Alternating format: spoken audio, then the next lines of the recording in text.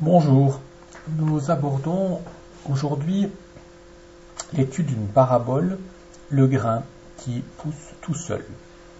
Et nous allons encore être dans l'évangile de Marc pour cette étude de cette parabole.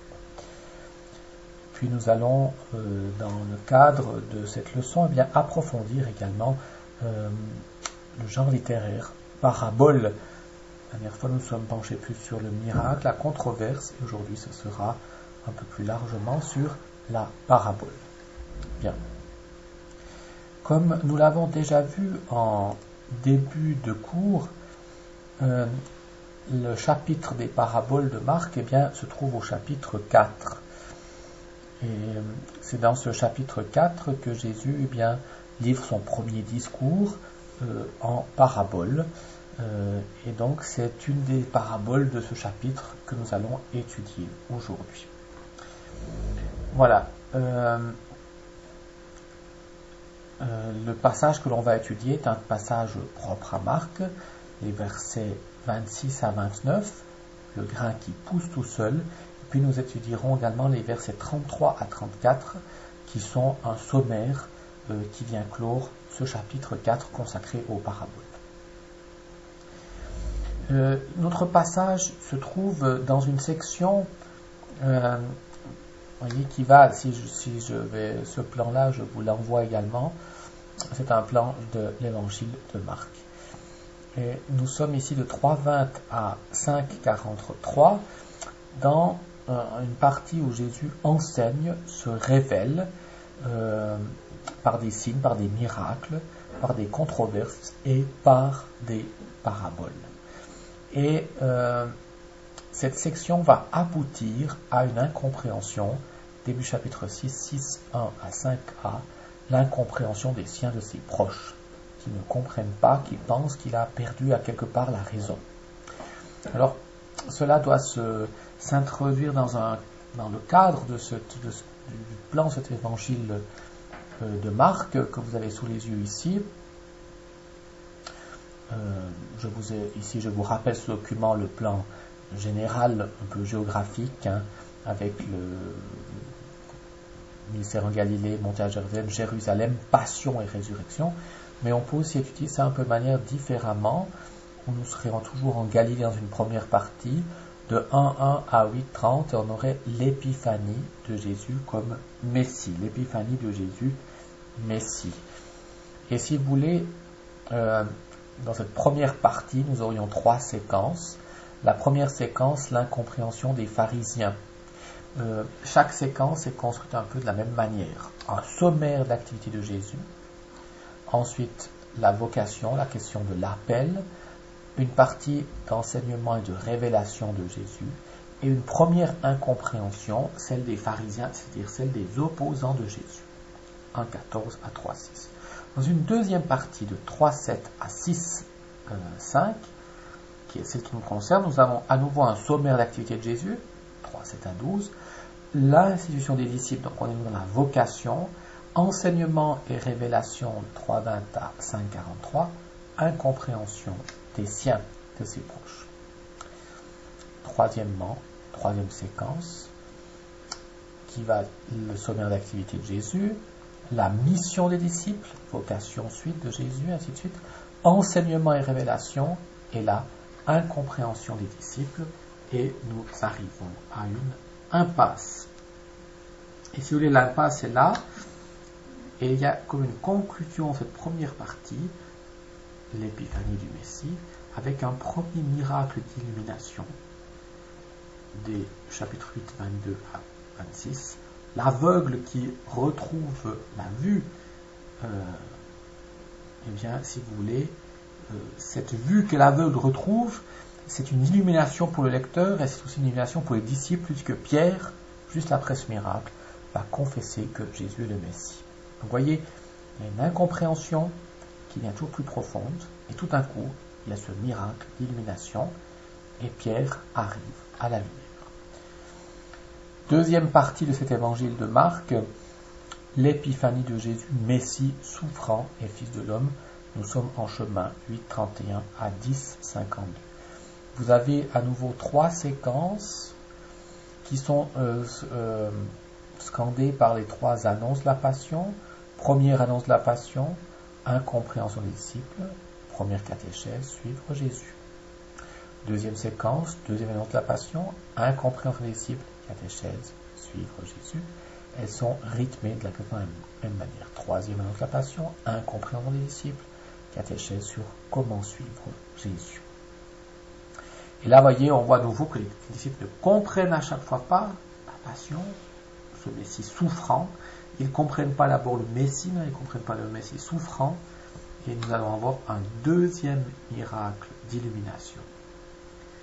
Et cette fois-ci, cet aveugle guéri suit Jésus sur le chemin. Et donc là, vous avez le modèle du disciple qui suit. Enfin, nous avons la troisième partie, l'épisode de Jésus, Messie souffrant et glorieux. Vous voyez, Messie souffrant, et là, il est glorieux. Bien, alors là, les sections sont faites de manière un peu moins...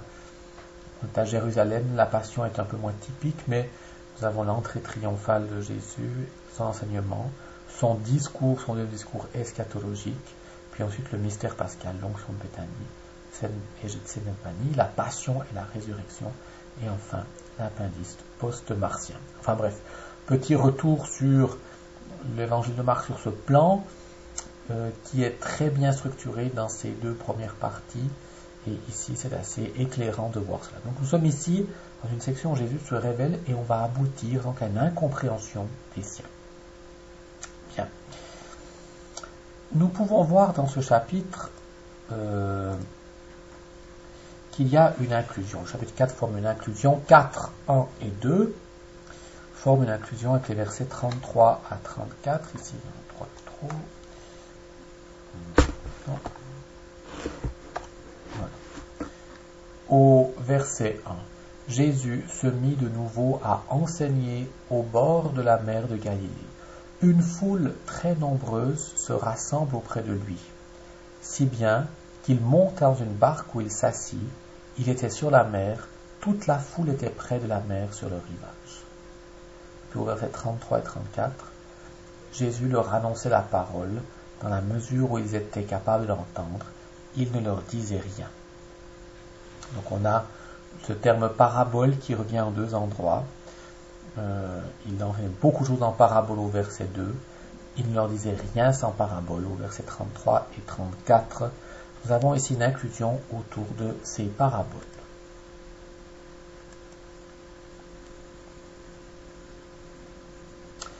Notons également qu'il y aura comme dans cette inclusion, vous aurez encore au verset 10 et 13 comme un petit rappel des versets 33, 34 et 1er et 2, où on a comme un peu un genre de sommaire ou d'explication, une digression, et au verset 10 à 13, il est également question de l'écho de la réception des paraboles par les auditeurs qui ne comprennent pas. Voilà, un chapitre en parabole. Il est important également de voir que dans ce chapitre, Marc a une intention. J'en ai déjà parlé dans son premier discours. Il est évident que Jésus est le personnage central du chapitre, mais pas sans sa parole. La parole de Jésus est particulièrement importante. Il exhorte, il enseigne, il agit, il commente les paraboles. Marc est fasciné à quelque part par ce Jésus qui se révèle. Conformément à tout son évangile, Marc sait aussi que cette révélation connaît difficilement le succès. Difficilement le succès. Il souligne cet insuccès, comme je vous l'ai montré, qui va jusqu'à cette incompréhension. Malgré cela, Marc veut donner un sens à l'enseignement de Jésus, veut donner un sens à cette incompréhension, essayer de l'expliquer, mais en même temps lui-même est convaincu de la parole si porteuse et si révélatrice de Jésus. Bien. Alors maintenant, les versets 26 à 29, entre autres, il y en a plusieurs dans ce chapitre on a vu, nous présente une parabole. On peut la lire rapidement. Il disait, il en est du règne de Dieu comme d'un homme qui jette en terre la semence. Nuit et jour, qu'il dorme ou qu'il se lève, la semence germe et grandit, il ne sait comment. De même, la terre produit d'abord l'herbe, puis l'épi, enfin du blé plein l'épi. Et dès que le blé est mûr, il y met la faucille, puisque le temps de la moisson est arrivé. Voilà, c'est cela qu'on appelle une parabole, mais qu'est-ce qu'une parabole? Alors, on va essayer de se poser la question, une parabole. Qu'est-ce qu'une parabole? Il est assez difficile de donner une définition de la parabole.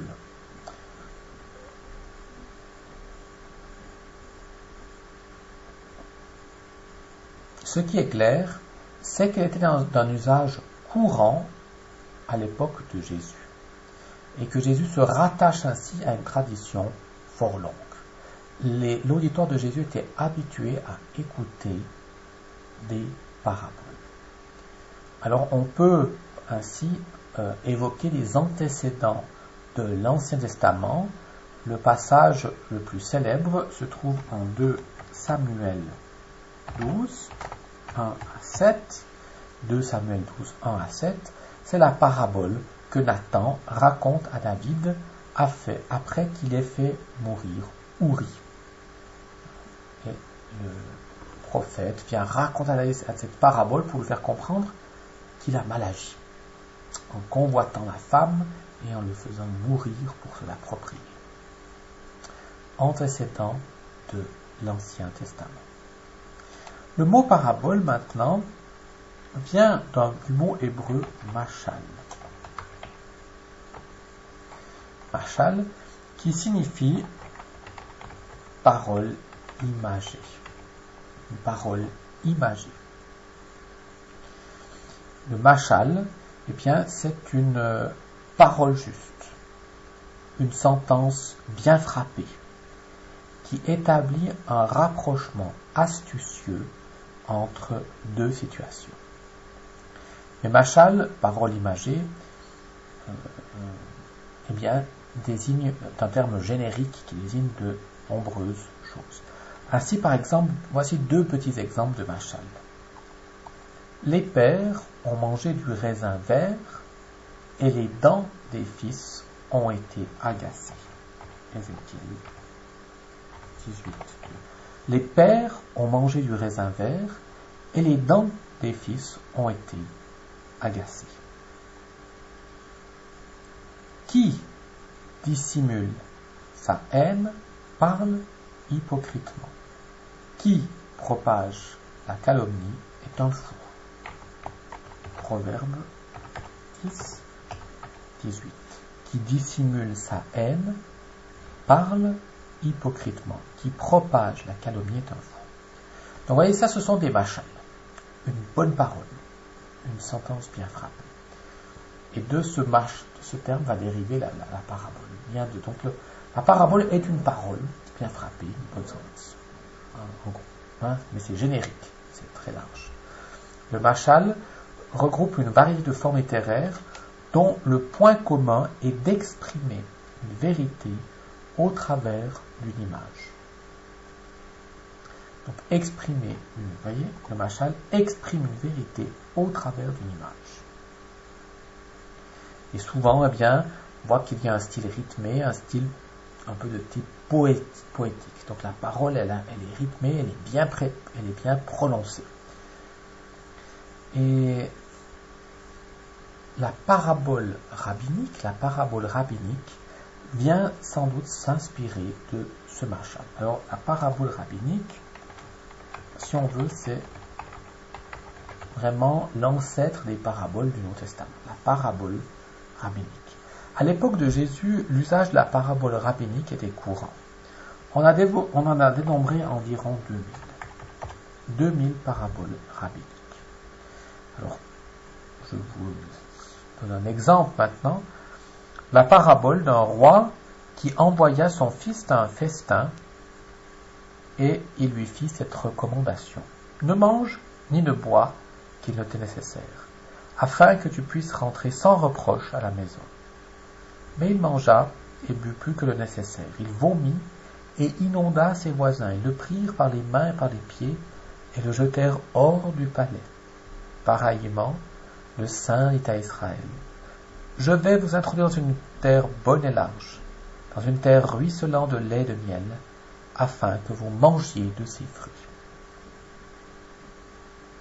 Voilà. Il y a une parabole rabbinique qui nous rappelle, qui n'est pas, disons, sans rappeler, les paraboles du Nouveau Testament. Une autre petite parabole qui est là pour justifier l'exil à Babylone. À quoi la chose est-elle semblable? À une femme qui importunait son mari. Où l'envoya-t-il? Chez son père. Parabole rabbinique, plus de 2 minutes. Donc vous voyez le machal, une parole,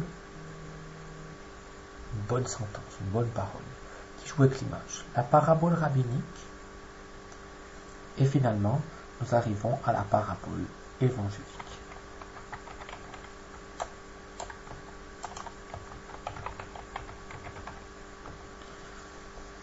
Jésus a prononcé des paraboles en plein accord avec une tradition littéraire et religieuse. Il y voyait un moyen fort adapté à sa prédication.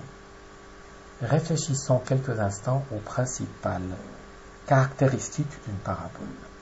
Commençons par le terme lui-même, parabole. On le rencontre 48 fois dans les évangiles synoptiques. Il est utilisé dans 30 passages différents, mais qui regroupent 19 textes différents. De plus, plusieurs paraboles ne sont pas nommées comme telles. Donc il y a beaucoup d'emplois, 30 passages, dans un passage le mot revient plusieurs fois, mais ça fait 19 textes ou 19 paraboles qui sont évoquées nominément comme paraboles, mais de nombreuses autres ne sont pas nommées comme telles. Par exemple, celle du trésor, de la perle, du filet en Matthieu. En gros, les évangiles ont retenu une 50aine de paraboles. Alors maintenant, si nous revenons à cette question, qu'est-ce qu'une parabole? La parabole fait appel à un exemple simple de la vie. Parabole du moins telle qu'on les rencontre dans les évangiles. Parabole évangélique. Simple de la vie. Un exemple simple de la vie de tous les jours pour donner un enseignement, pour faire mieux comprendre une réalité parfois difficile à saisir, telle par exemple le royaume de Dieu dans le cas des évangiles.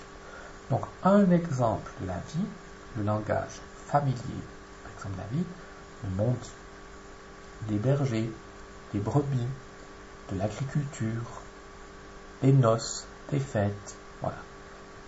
Un langage bien connu des gens, et ceci pour parler d'une réalité plus compliquée ou plus abstraite, celle du royaume.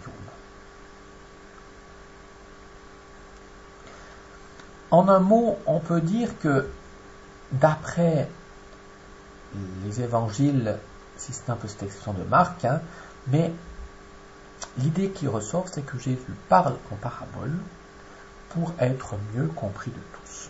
Donc il prend un langage simple de la vie de tous les jours pour illustrer quelque chose d'un peu abstrait, le royaume de Dieu, auquel sont invités les croyantes et les croyants. On peut donc dire que la parabole est une parole figurative, dont le sens doit être cherché au-delà d'elle. Une parole figurative, dont le sens doit être cherché au-delà d'elle. Si on parle de brebis, si on parle de blé et de moutarde, ce n'est pas un traité d'agriculture ou un traité d'élevage bovin. Mais il en va d'autre chose. Donc qu'il y a un sens à rechercher au-delà de cette parole imagée. En effet, par exemple, le lecteur de la parabole du semeur, toujours en Marc 4, pressent bien que ce texte veut fournir autre chose qu'un discours d'agriculture palestinienne. Ce n'est pas pour expliquer aux gens où il faut semer la graine. Ce n'est pas un discours d'agriculture pour la Palestine. Mais elle renvoie à un sens situé au-delà, à chercher la tension entre la série d'échecs de la semence, la série d'échecs de la semence et la fabuleuse réussite du grain qui tombe en bonne terre. À quelle réalité renvoie cette parabole? La clé d'interprétation d'une parabole n'est en général pas fournie. Mais à la fin de ce texte du chapitre 4, le lecteur est averti qui a des oreilles pour entendre qu'il entende. Il y a une vérité à entendre. La parabole propose, la parabole suggère, mais elle n'impose pas. Ça, c'est important. La parabole est une histoire qui donne à comprendre une réalité. Il faut être une bonne terre, dans ce cas-là, mais la conclusion n'est pas donnée. Qui a des paroles pour entendre, propose sans s'imposer.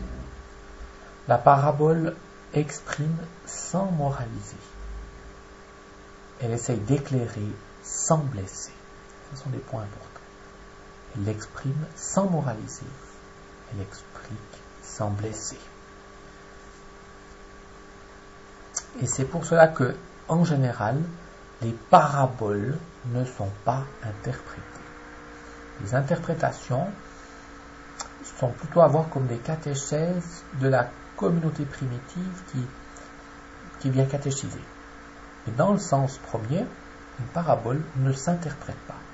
On donne l'histoire et chacun la comprend, l'interprète, l'intègre tel qu'il le peut, tel qu'il en est conscient. Alors maintenant, comment reconnaître une parabole?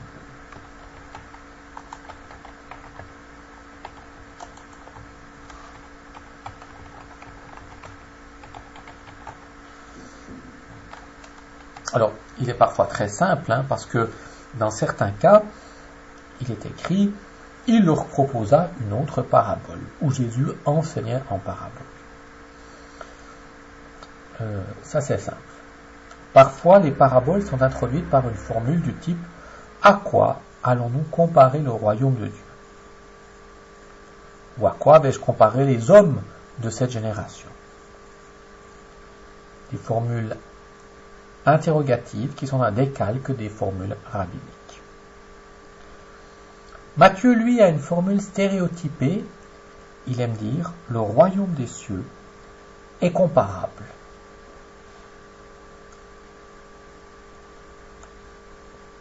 Mais très souvent, les paraboles ne sont pas introduites.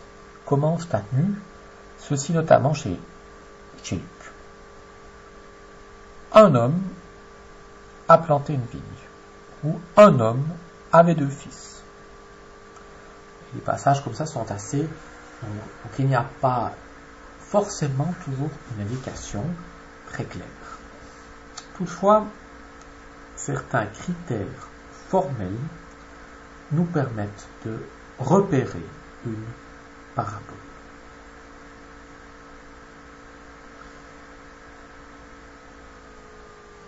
Il convient tout d'abord de distinguer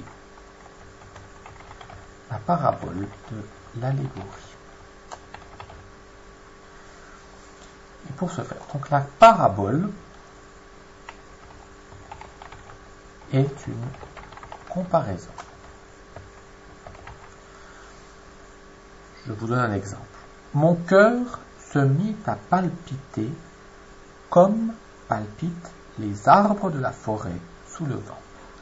Mon cœur se mit à palpiter comme palpitent les arbres de la forêt sous le vent.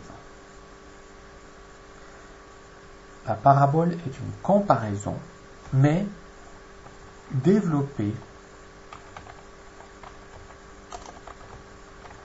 en histoire. Soyez rusés comme les serpents et candides comme les colombes. Nous sommes dans le cadre de la parabole. Donc la définition d'une parabole, on y arriverait gentiment, c'est une comparaison développée en histoire. L'allégorie, c'est une métaphore. La moisson est abondante, les ouvriers sont peu nombreux. La moisson est abondante, les ouvriers sont peu nombreux. C'est métaphorique. Il y a ici la métaphore entre l'abondance de la moisson et le petit nombre des ouvriers. L'allégorie est une métaphore, mais développée. Quand on dit par exemple, vous êtes la lumière du monde. Vous n'êtes pas la lumière du monde. Il n'y a pas de comparaison. Vous voyez ? Il n'y a pas de comparaison. On ne dit pas vous êtes comme la lumière du monde. On dit vous êtes la lumière du monde. On n'est pas vraiment. On sait bien qu'on n'est pas une lumière. Mais dans la métaphore, on peut substituer un terme à un autre sans qu'il y ait comparaison. La lumière est appliquée aux hommes. Vous êtes la lumière. On applique une réalité à une autre, sans qu'il y ait comparaison. Alors que la comparaison, c'est-à-dire la parabole, puise sa force dans l'évidence d'une analogie reconnue par tous, comme une image reconnue par tous, une analogie, cette graine pousse toute seule. Ainsi, le royaume. La métaphore n'est pas forcément vraie. Les apôtres ne sont des lumières qu'au sens figuratif. Ils ne sont pas des vrais, c'est pas des... L'homme n'est pas lumière, qu'au sens figuratif. La métaphore essaye surtout de faire choc à surprendre par son effet de surprise. En gros, quand il n'y a pas la particule comme, si on ne peut pas la mettre, on a affaire à une métaphore.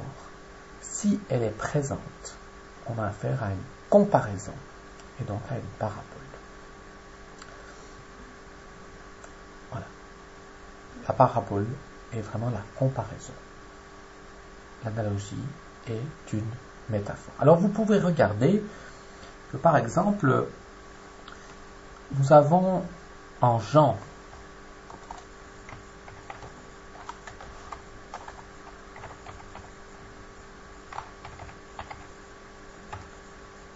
Jean 10, 11 à 15, nous avons l'allégorie du bon berger.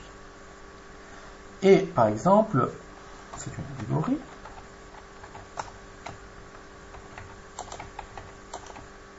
En Luc 15,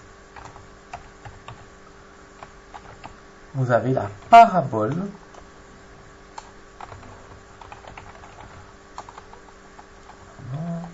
de la brebis.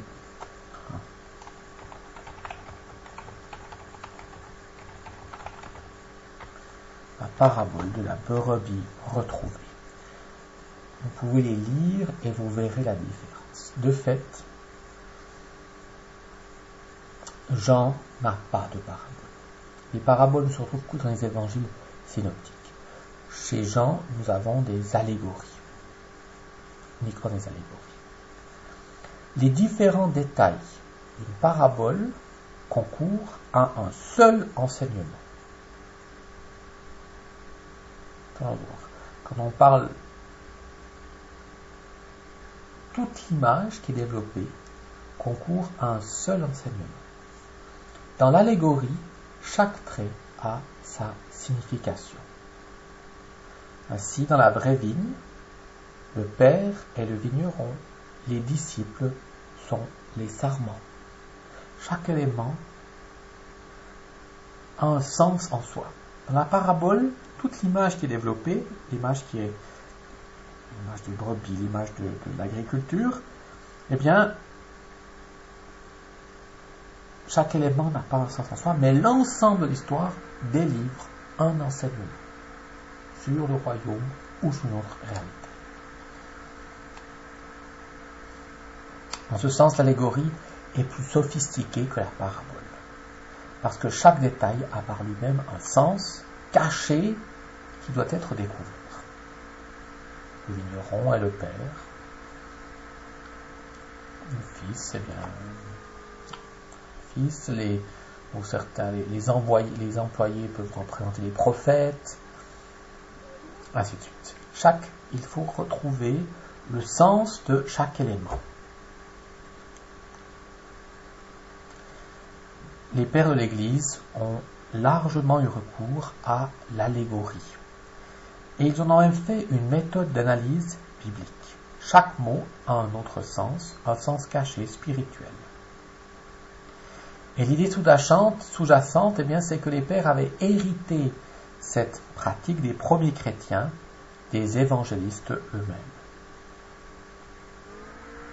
En règle générale, comme je vous le disais, on reconnaît actuellement que l'allégorisation reflète plutôt la réflexion de la communauté primitive. Il n'est pas exclu que Jésus ait proposé quelques allégories, mais, comme le dit Jérémias, grand spécialiste des paraboles, à l'origine, l'ensemble des paraboles ne contenait pas plus d'interprétations allégoriques que n'en contiennent celles qui sont propres à Luc et celles de l'évangile de Thomas. C'est-à-dire très peu d'allégories dans l'enseignement de Jésus, mais de la parabole.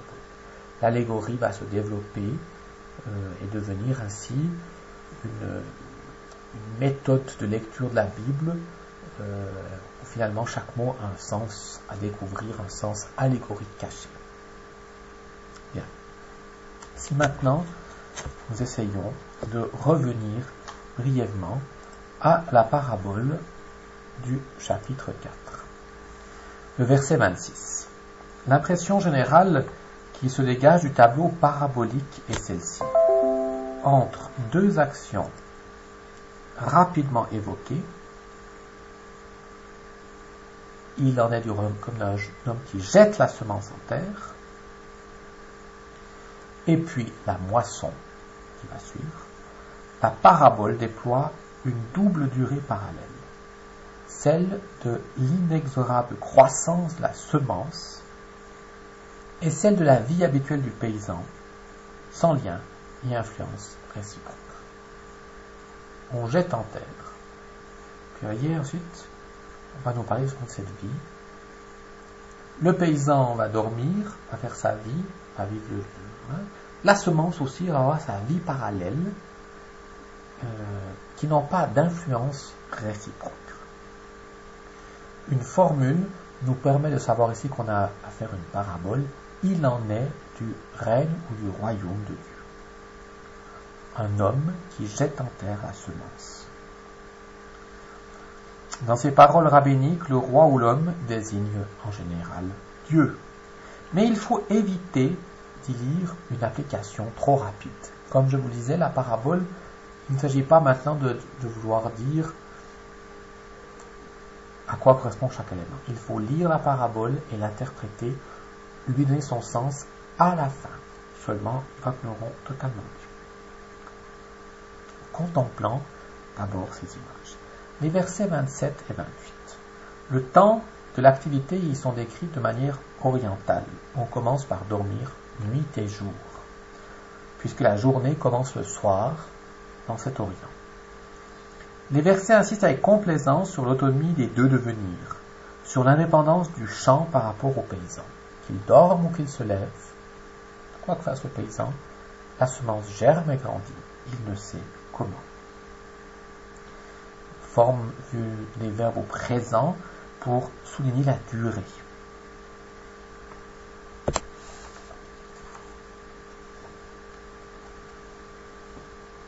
nuit et jour, de son propre mouvement automaté, de manière automatique,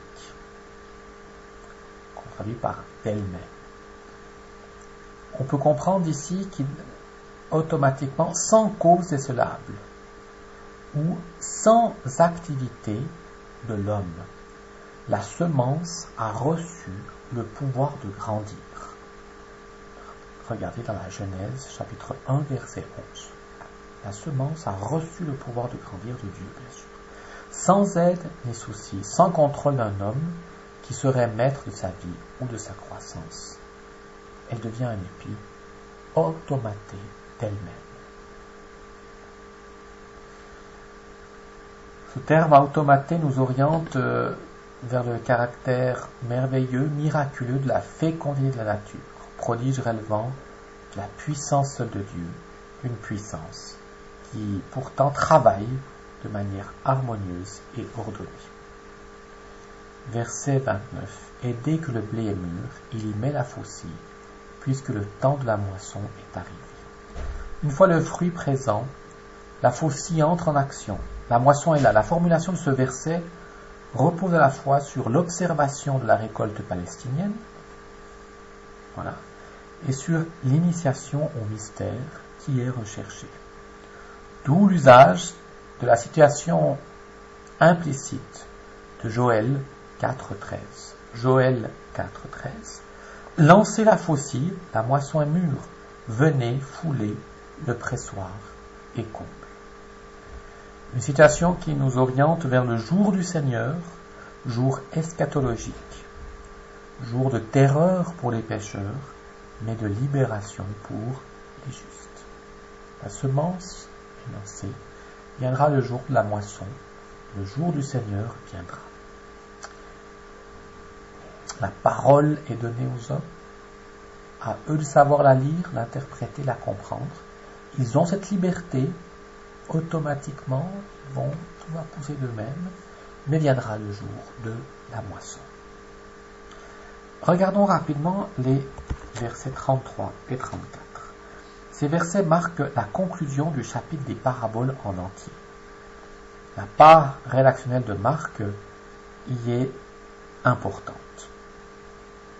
Donc, entre les versets 29, 33, 34, il y a une deuxième parabole, celle de la graine de moutarde qui est construite sur le même plan que celle de la graine qui pousse toute seule. Okay.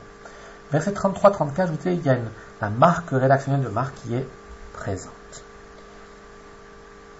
Le message contenu correspond très bien à la théologie de Marc. En effet, le verset 33 suppose que les paraboles étaient destinées aux foules par de nombreuses paraboles semblables, Jésus a la parole dans la mesure où ils étaient capables de l'entendre. Le verset 34 reflète fortement la pensée de Marc sur les paraboles. Il expliquait tout à ses disciples en particulier. Ces paroles nous rappellent les versets 1 à 13 de ce même chapitre. L'adhésion à Jésus permet d'aller au-delà de ce qui est possible à la foule. Rappelez-vous de ce que je vous ai parlé dans le premier discours de Jésus. Marc y voit dans les paraboles un langage presque mystérieux et qui n'est accessible qu'à ceux qui adhèrent totalement à Jésus. C'est pour ça Marc dit qu'il expliquait tout à ses disciples en particulier. Les versets 33-34 constituent d'ailleurs une reprise de ces versets 10 à 13 concernant la réception des paraboles. Je vous en ai déjà parlé tout à l'heure. Il leur annonçait la parole. Verset 33. Ce dernier mot revêt un sens très riche dans la théologie de Marc. Proclamer, annoncer la parole de la bonne nouvelle revient souvent chez lui. Proclamer l'évangile. Rappelez-vous, Kérusso, proclamer. Selon qu'il pouvait l'entendre. Nulle intention de cacher la vérité de la parole, mais respect de la liberté, patience devant les limites de l'homme.